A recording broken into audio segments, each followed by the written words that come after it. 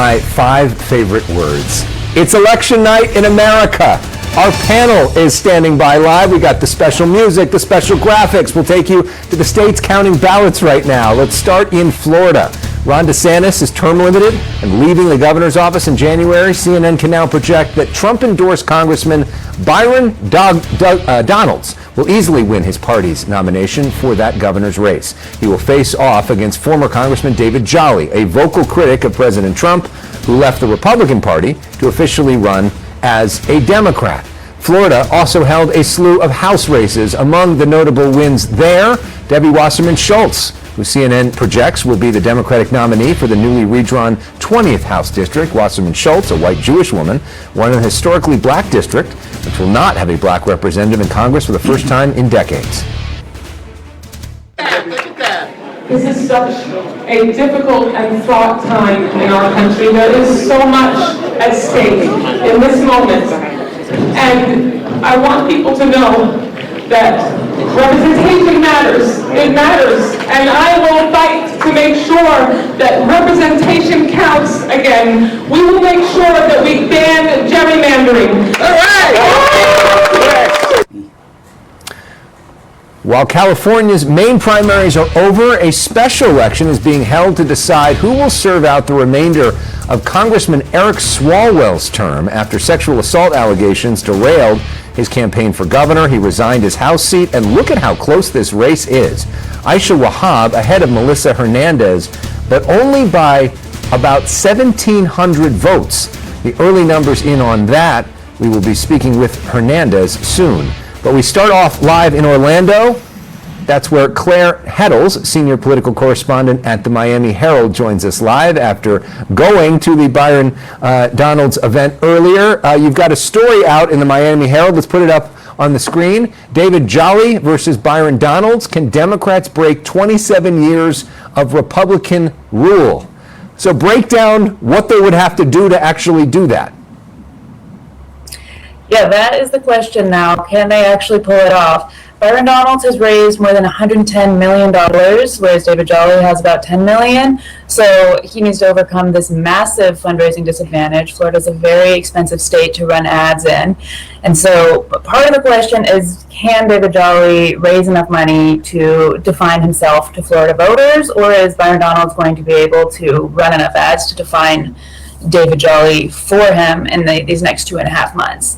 The other major question is what voters are going to turn out. You know, Republicans have a 1.5 million voter registration lead in the state. If, you know, there's a lower turnout of Republican voters, if we see people disaffected by Trump, willing to switch parties or stay home and not vote, then that makes this race much closer than it looks on paper just by voter registration. But Florida has had a Republican governor for the past 27 years. I think there are reasons why Democrats think this might be the year that they can break that and finally take back the governor's mansion. But it is a very steep uphill climb to get there. And Jolly has to overcome, you know, this voter registration disadvantage and this financial disadvantage. And there's a challenge for the Democrats when it comes to the U.S. Senate race as well. Ashley Moody replaced Marco Rubio when he became Secretary of State. She's the incumbent. She's running on the Republican side. And Angie Nixon won tonight, which was a surprise to some folks over Vindman, who was a hero of the resistance, Alex Vindman. Angie Nixon winning pretty handily there, 56-44. She is a member of the Democrats Socialists of America, but is the DSA sort of DOA in a statewide race where President Trump won the state by 13 points back in 2024? Right. Her win, I think, was the big story of the night out of Florida politics. The governor's race was sort of expected what would happen, but in her case, Vindman has sort of been the darling of the Democratic establishment. He had raised over $16 million, whereas Angie Nixon had under $1 million. And, you know, she pulled off this win tonight by a huge margin, by, you know, almost 12 points. After, you know, many of the other Democrats have been condemning democratic socialism, two different venues in South Florida, you know, canceled her event with Rashida Tlaib over the weekend. she faced a lot of pushback, but she pulled out this win, by pitching a very progressive message and a Florida-focused message. She's a long-time progressive organizer in Florida and was pitching, medical for all, childcare, whereas, Vindman was coming in as sort of someone who worked in D.C. and had a lot of money, and what the national establishment saw as the kind of narrative of people in Florida, but, this was and she did join the Democratic Socialists of America recently. They didn't commonly endorse her in the primary, but she is worried about party, and it's a good question how that's going to translate to the voters across the rest of Florida out in the Democratic primary in November. And a very different message from David Jolly as well, so that'll be interesting to watch. Claire Heddle starting us off in Orlando, Florida. Thanks so much for your reporting. Thank you, Alex. Let's bring in our panel now. Ron Brownstein is a CNN senior political analyst and opinion columnist with Bloomberg. Democrat Katie Porter served in the U.S. House and ran for governor and Senate here in California. And Matt Klink is a Republican strategist as well as the owner and president of Klink Campaigns. You've all been with us the last 2 Tuesdays. It's gone so well. We saw it 3 times the charm. And Ron, let's start off with your big takeaways tonight. Yeah, look, I think it continues the story we talked about the last 2 weeks and all year, the divide in the Democratic Party. Centrists had some big wins in the House races, Debbie Wasserman Schultz, Moskowitz, but the biggest winner tonight went to the left.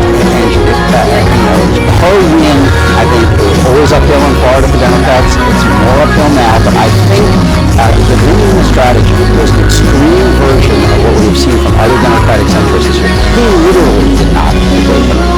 And I think what we've seen in other states is Democratic centrists have chosen not really to challenge the left candidates on the substance of their ideas, more to make the argument they're not electable or they can't be passed. That is a failing strategy. I think it is very clear tonight. Biggest takeaway from tonight. I didn't think Democrats were likely to win either of these races. I don't think David Jolly, regardless of the fact that he used to be a Republican, now he's a Democrat, I just don't think Democrats are going to be able to take Florida in these 2 races regardless. The registration advantage is big. It's been trending the wrong way. So to the extent that Democrats have limited resources, both in terms of energy and focus and dollars, maybe this is a gift to send them focusing elsewhere, as Ron suggested earlier. Meaning you weren't going to win the race anyway, so now you were not going to spend the money there and spend it in Texas Democrats or are famous Ohio for this. I watched, look at all the money that was plowed in a few years ago into trying to beat Marjorie Taylor Greene in a district that was what, R plus like 7,000? I don't know. money to defeat Mitch McConnell. Yeah, Right. 2020, and South So Carolina. I am excited to see Democrats competing in Florida, having a primary in Florida. It's good for the Florida Democratic Party to do that. But I think there are ways from being able to take these seats back. And I think Byron Donalds, I've served with him, I think he is a formidable candidate. I don't agree with his policies, but I think he's very, very skillful. And I think he'll be tough to beat, no matter who Democrats would have put on. Big takeaway. Byron Donalds, I think that he did what he needed to do tonight. He ran a good campaign, a strong campaign. The press is trying to make hay of, the governor didn't endorse him. Well, he was also running against DeSantis's appointed lieutenant governor. So I think that endorsement's going to come soon. And He's not going to endorse David Jolly. no, absolutely. That's not happening. And if the Democrats could stop nominating former Republicans to run for governor in Florida, Charlie Crist before, now David Jolly, by the way, who was pro-abortion and pro-gun, pro-life and pro-gun. Now he's a woke Democrat. He's going to get swamped. And it's hard to reconcile a David Jolly with an Angie Nixon. So, and it's interesting because to that point, I'm going to play some sound from tonight. Both of them talked tonight about that. Jolly was on MS Now and was asked about this idea of a DSA. Andrew Nixon was on in Laura Coates in the last hour here on CNN. Let's play both of their sound bites back to back. Is this a state, Florida, that can elect you as governor, but also elect progressive Angie Nixon for the U.S. Senate at the same time? Well, we're going to find out. We're going to find out. Look, I reject the DSA. I reject socialism. I'm a capitalist, and I think capitalism provides the greatest amount of economic mobility. I have been with Angie on the trail, and I'll tell you this, she's a fighter. It's not about people's labels for me. I'm a single mom. I was a single mom for 12 years. I'm a mother now. I'm an organizer. I'm a community organizer. But more importantly, it's about the needs of the people. And what people need is they need housing, right? They need universal health care. They want universal child care. So she was asked about the socialism word, and she says it's not about labels. Wasn't exactly a full-throated endorsement of Which is what democratic socialists say to soften the blow of the term socialist in a state with a lot of communist refugees from Cuba. I must say that she went into policy answers, and I think that's exactly where Democrats are falling short. So going to housing, talking about child care, talking about Medicare for all. David Jolly, why would a Democrat be enthusiastic about that? To your point, not only am I not sure he shares some of my core values as a Democrat, I'm not sure he gets what my problems are in life, like economically, in terms of what I need, housing, jobs for my kids, retirement, healthcare. Where is he at all this? If you're in the center of the Democratic Party, you have to be worried about the way this primary season is ending and what it portends for 2028, because it has been a pretty close fight all the way through. But as we talked about, the left is finishing strong. I mean, El Sayed in Michigan, Peggy Flanagan in Minnesota, this here, and I do think that by and large, the center candidates, even here in California with Becerra, have chosen not really to engage the left on the substance of their agenda. Right. He's chosen not to engage on anything at all. And look, he clearly had doubts about Medicare for all, but he would not raise that in those debates. He would just kind of avoid the question. Haley Stevens, their campaign felt that talking about health care at all was an El Sayed's turf. And then Vindeman choosing not to debate at all. Ultimately, and this is very similar to Hillary Clinton did in 2016 against Bernie Sanders, when she basically would not engage the substance of ideas because she was afraid of alienating his voters, and instead said, well, you can't pass them, and you can't get elected promoting them. That is a really defeatist message, I think, for a lot of Democrats. And so the lack of that debate, I think, is a real lesson for centrists coming out of this. Can I push back on the centrist thing, though, because we do see centrist success. North Carolina, Roy Cooper, we see John Ossoff in Georgia, we see it in Either side, Rico, and in Iowa, and tonight, as I said, neither side has had a knockout in these primaries. I mean, Turek in Iowa, Becerra, each side is winning its share of races. But I think in many of these closely contested races that progressives have won, the center has not had the courage of their convictions. I mean, they have not been willing to engage. The courage of their convictions. Right. I still am struggling with what the convictions are. That's the point. Right. Alex, you just said it, though. Ron is saying that you see the energy from the left, and the centrist candidates that you talked about, they have that energy. It's people want elected officials to do something, not just point a finger and say Donald Trump is bad. And right now, the majority of the people on the left that are talking about doing things, they're crazy things, are the Democratic Socialists, and the moderates that are doing it are getting publicity from it. That's probably something that my Democratic colleagues should pay attention to. And maybe Javier Becerra as well, who's been hiding since he won the primary. But to his credit, Javier Becerra, when you're ahead by 25 points, maybe hiding is a good thing. And voters deserve to see him. We would love to host a debate here on CNN. We'll put that plug in right now, which I've said publicly and privately. All right, we're going to have a lot more to discuss with the panel, including very interesting comments from Darlene Graham tonight. It's getting a lot of attention. I'm really fascinated to hear what you all have to say. Also, we're going to have a lot more from around the country. Stay with us. You're watching Election Night in America right here on CNN.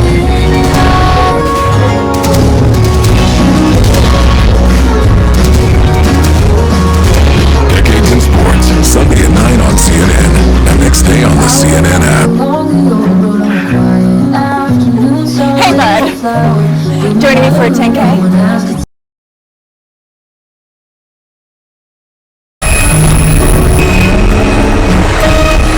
Global and oil, U.S. gas prices are climbing as hopes of a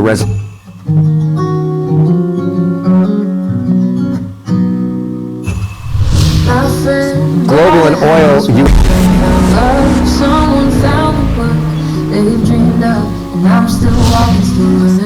global and oil, U.S. gas prices are climbing as hopes of a resolution on the war with Iran fade. Oil futures up on Tuesday. So are U.S. government bond yields as traders anticipate a clear playbook holding campaign rallies where he criticizes Republican opponent Mike Collins and President Trump. Here's what Ossoff had to say about the president's treatment of Arizona Senator Mark Kelly, who's had his own disputes with the White House. I don't think anything illustrates the times more aptly than that the draft-dodging president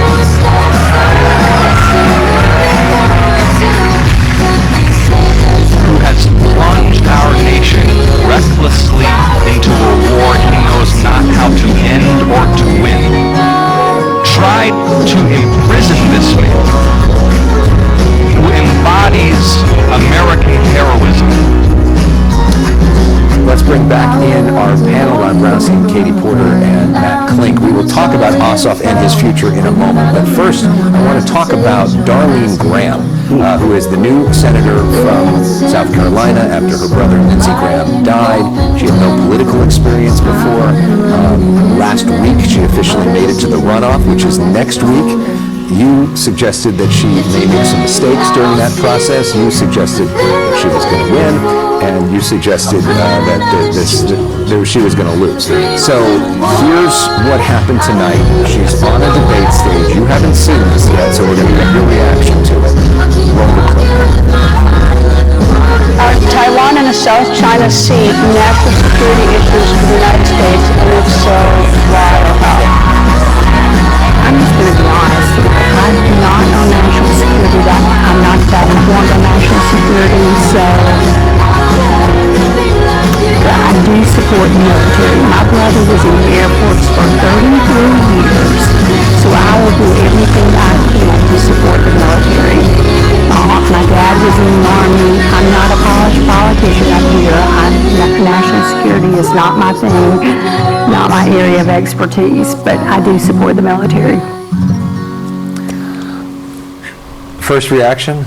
This was my first day back in the classroom, and I just thank the good Lord that my students had better answers than that. That was truly terrible. I mean, I think what I said last week was this woman needs a lot of polish, and she needs it really fast. Republicans were not fast enough putting it on her. Yeah. I mean, put yourself in the position that you're her strategist. She comes off the stage. After that, what do you do now? Wow. This is one of those mistakes that you can't walk it back, because not only she said it twice in the same sound. National security is not my thing. Yeah, given what her brother's expertise was for that. So I mean, look, I would have prepped her so that she pivoted. National security is not my strong suit. I want to talk about what South Carolina families are concerned about and gone into more domestic politics, but she looked like a deer in the headlights. And I think that there are a few things in politics that are fatal. This is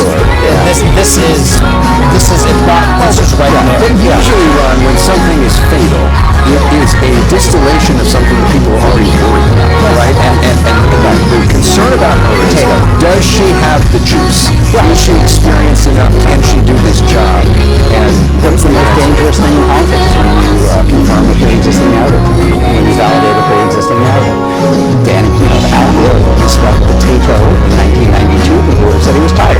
And Corral misspelled potato in 1992. People said, he doesn't have the candle power to be president or vice president. And so, yeah, I mean, I think it's look, her vote last week signaled. She was Lindsey Graham's sister with Donald Trump's endorsement. She got, like a third of the vote, or a little over the third of the vote. That said to me that it was going to be hard for her to get over the top in a one-on-one race. And by the way, if she does lose next week, we had two Donald Trump endorsed candidates for the House in Florida lose tonight. We had a Donald Trump candidate for governor in Wyoming lose tonight. We had a Donald Trump endorsed, the pillow guy in Minnesota lost. I mean, he is still obviously a big force in the Republican Party, but he is not as unbeatable as he has been. And in the same way that the left is kind of finishing strong, I mean, you're seeing Trump's grip on the Republican Party demonstrably loosen here in this final round of primaries. I mean, you know what it's like to be on a debate stage. You know what it's like to prep for something like this. You know what it's like to have a clip from you wasn't out there. Sort of, how do you think about that and maybe see that differently?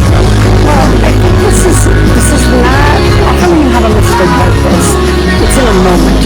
You're rushed, you're tired, something kind of, you have more of an emotion. That's not what this is. This might be just dumb. Like, just not very smart. Up to speed on the issue. It's a Kinsley gaffe. It's a Michael Kinsley gaffe. It is saying what you actually mean. Right? I mean, that's what he famously described as a Washington gaffe.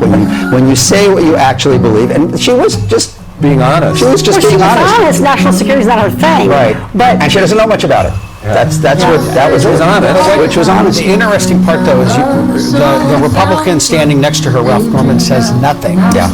Because don't interrupt the soundbite. Let her keep talking. I'm willing to bet that the ad is already cut and will be in circulation tomorrow. Well, and Matt, he's not the sharpest tool in the shed. I mean, this is a pretty.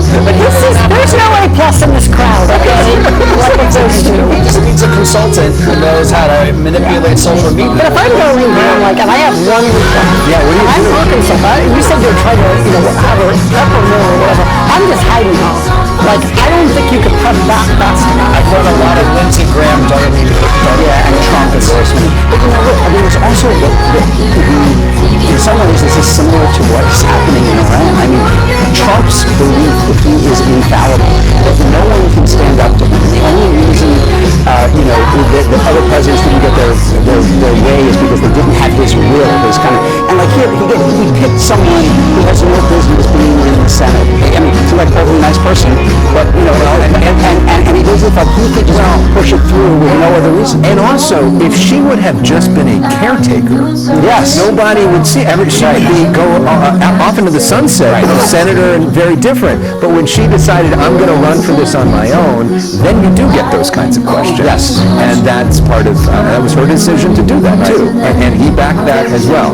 All right, panel sticking with us. We want to put up on the screen right now some numbers from California. There is, those are not numbers from California. They would actually probably be worse if you were actually just following California voters. But there is a special election which is happening between Aisha Wahab and Melissa Hernandez to replace Congressman Eric Swalwell in the 14th district. Where are those numbers? You see how close that race is. Melissa Hernandez is with us live when we come back.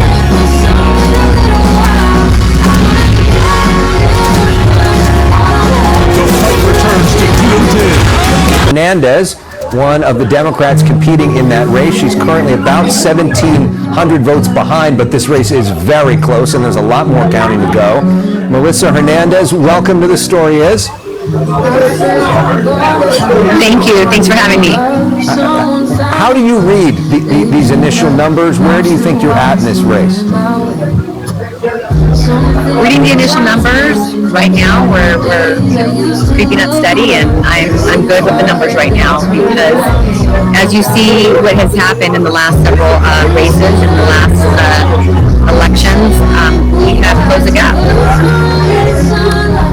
What do you think at the heart this election is really about? What do you see as the biggest difference between you and your opponent? I truly believe that the biggest difference is people know who the Melissa Hernandez is and who the Melissa Hernandez has been. And so when I knock on those doors, it's definitely me being able to engage with voters, to be able to engage with residents within this district, and they get to know who Melissa Hernandez is.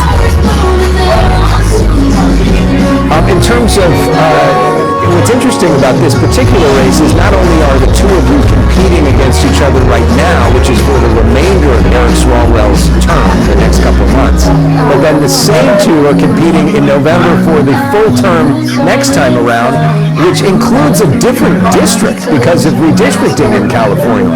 How do you see the difference between those two, and where do you think you potentially have more of an advantage? Correct. You're absolutely correct. I would have more advantage on the last fourth election, and the reason is because I gained Dublin back, and so being able to be part of that district. So remember that there's a little bit of a district change.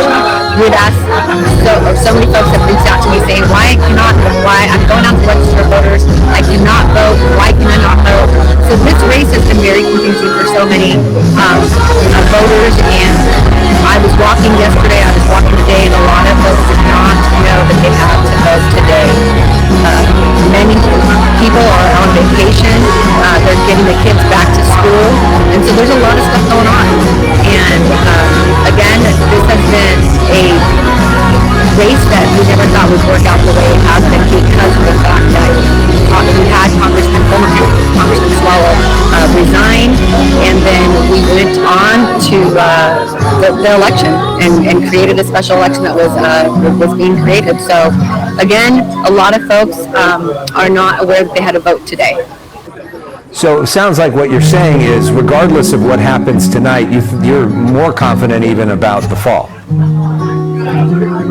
Absolutely. We will keep working hard for the next 11 weeks, just when initially the race got started.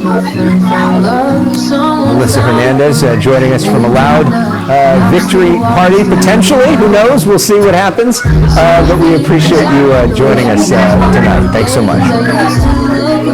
Thank you so much. And of course, we would love to hear from Aisha Wahab and have extended an invitation for her as well. Hope she'll join us during the next 2.5 hours here on The Story Is. But joining me right now is Democratic Congresswoman Haley Stevens, who we saw, of course, 2 weeks ago here as she was running for the Senate from Michigan. Great to have you back. Welcome back to The Story Is. So good to see you, and my goodness, I've seen you interview Melissa, and I've heard wonderful things about her, by the way, and man, I was right where she was, watching those votes come in, watching them get counted. It's another exciting primary night in Michigan, across this country, but for me, it feels like Michigan. People in Michigan are watching CNN right now so they can see you. So let's talk about what it's like in terms of an election night. You've won elections, recently lost a close election. You've had election night experiences for both. What's it like from the perspective of a candidate? Put us in your shoes. Well, I love that we're spending the time talking about the votes and watching the votes come in. I think, we've got year-round, major breaking news, a lot of governing either trying to happen or sort of running circles around that.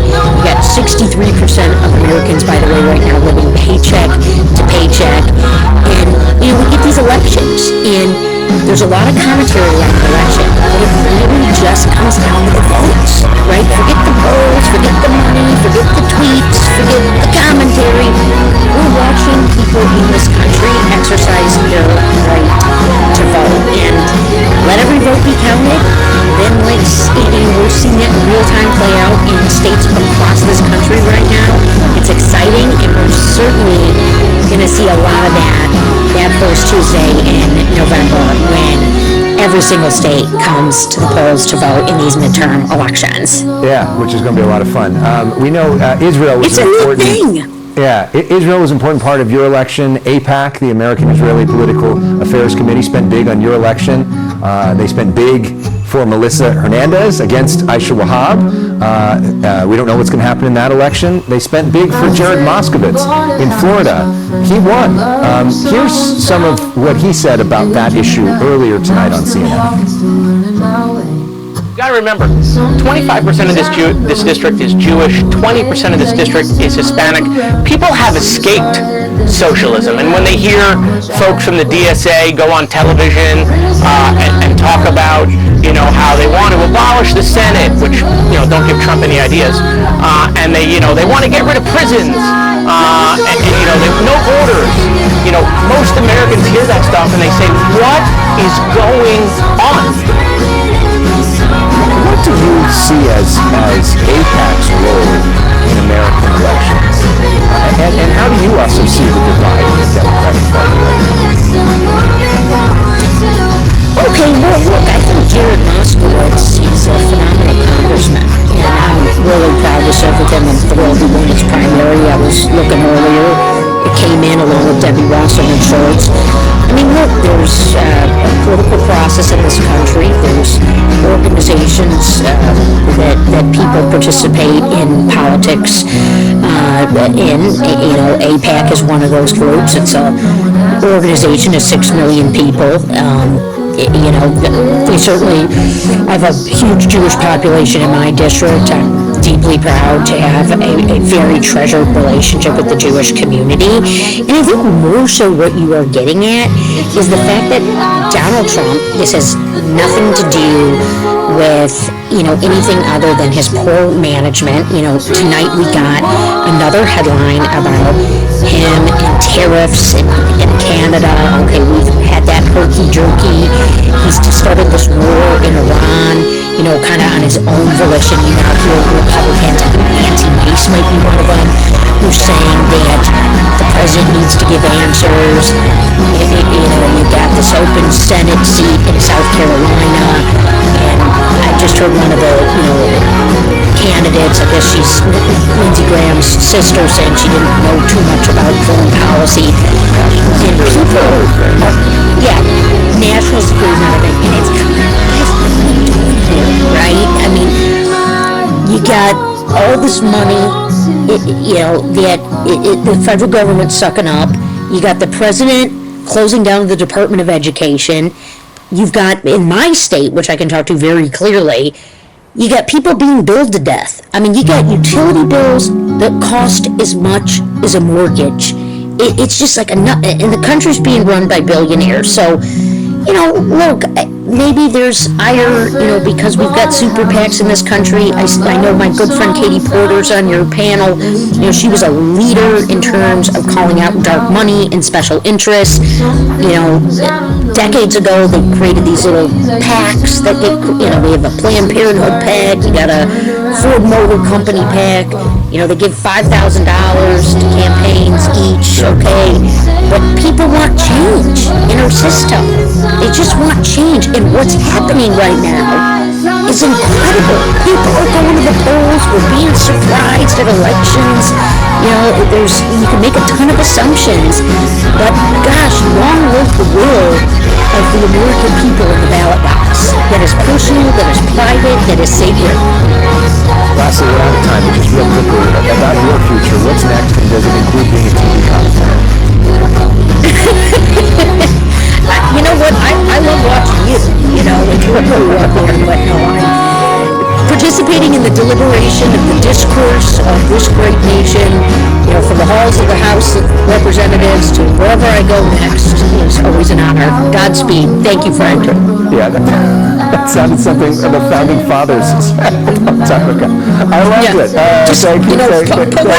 Poetic inspiration for Haley Stevens. All right, Haley Stevens, great to see you. Thank you so much.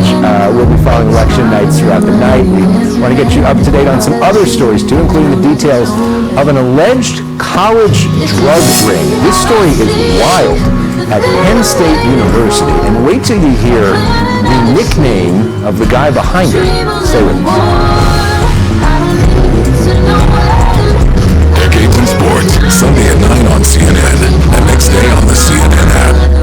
Lights on. I didn't understand you. Lights on. Hello.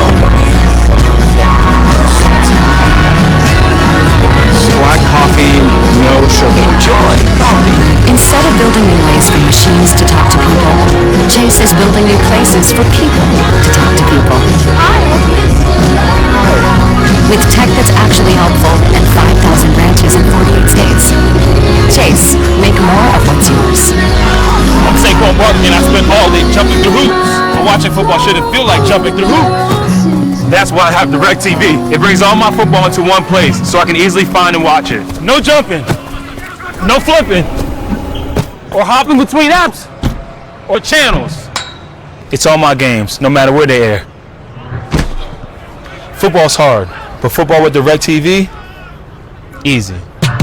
Stream football without the hurdles on DirecTV. Bipolar 1 can overwhelm your mind. Sometimes depressive lows and unpredictable highs can make it hard to get out of your head. Finding relief may help you break through. Ask about Vraylar. Some medicines only treat the lows or highs. Vraylar treats depressive, acute manic, and mixed episodes of bipolar 1 in adults. Proven full-spectrum relief for all bipolar 1 symptoms. Not for elderly with dementia-related psychosis due to increased risk of death or stroke. Report changes in behavior or suicidal thoughts to your doctor. Antidepressants may increase these in those under 25. Report fever, stiff muscles, or confusion, which may be life-threatening, or uncontrolled muscle movements, which may not go away. High blood sugar may lead to coma or death. Weight gain and high cholesterol may occur. Difficulty moving, uncontrolled movements, tremors, feeling like you need to move, sleepiness, nausea, vomiting, and indigestion are common. Side effects may not appear for weeks. Vraylar. Breaking through to relief. Ask about Vraylar. Beyond the mountains of Mashed, the emerald forest of broccoli lies a magic realm where protein dreams come true. Tendered in garlic parm and spicy peach, your protein dream is waiting to go. Only at Golden Corral. Running a successful delivery company has taught me something. You're only as good as your tools. We have AT&T Business, and that's why we're the best. We're here. You're where? There's nothing here. Just trust the connection. We're in the right spot. What? You guys are early. Yeah. I like that. Get your signature there. There. You guys thirsty? I just made some lemonade. It's really warm in here. Like a good warm. You know my phone still works down here. It's crazy. Carol, your knees. My knees. Pain? Just knees. Only Aleve gives you up to 12 hours of body pain relief with one pill. Carol? Feel like Carol. Feel Aleve. The itch and rash of moderate to severe eczema disrupts my skin. Despite treatment, it's still not under control. Now I have Rinvoq, a once-daily pill that reduces the itch and helps clear the rash of eczema fast. Some felt significant itch relief as early as 2 days, and some achieved dramatic skin clearance as early as 2 weeks. Many saw clear or almost clear skin. Rinvoq can lower ability to fight infections. Before treatment, test for TB and do blood work. Serious infections, blood clots, some fatal. Cancers including lymphoma and skin, serious allergic reactions, GI tears, death, heart attack, and stroke occurred. CV event risk increases in age 50 plus with a heart disease risk factor. Tell your doctor if you've had these events, infection, Hep B or C, smoked, are pregnant or planning. Don't take if allergic or have an infection. Disrupt the itch and rash of eczema. See a head-to-head study of Rinvoq versus another treatment at rinvoq.com/see-the-data. Talk to your dermatologist if you're not doing well on your current pill or injection to see if Rinvoq is right for you. The World Trade Center, it was a big expense. People didn't like it, so open a restaurant, humanize it. We weren't just coworkers, it was a family. It will never be anything like Windows Low Roll. Top of the World premieres September 7th on CNN and next day on the CNN app. Closed captioning brought to you by Skechers Performance Footwear. Incredible! Is there anything Harry can't do since switching to new Skechers football boots? This guy can do anything at Skechers. New Skechers Football. It's comfort that performs. Wayne Davis, the man accused of orchestrating the fatal drive-by shooting of Tupac Shakur,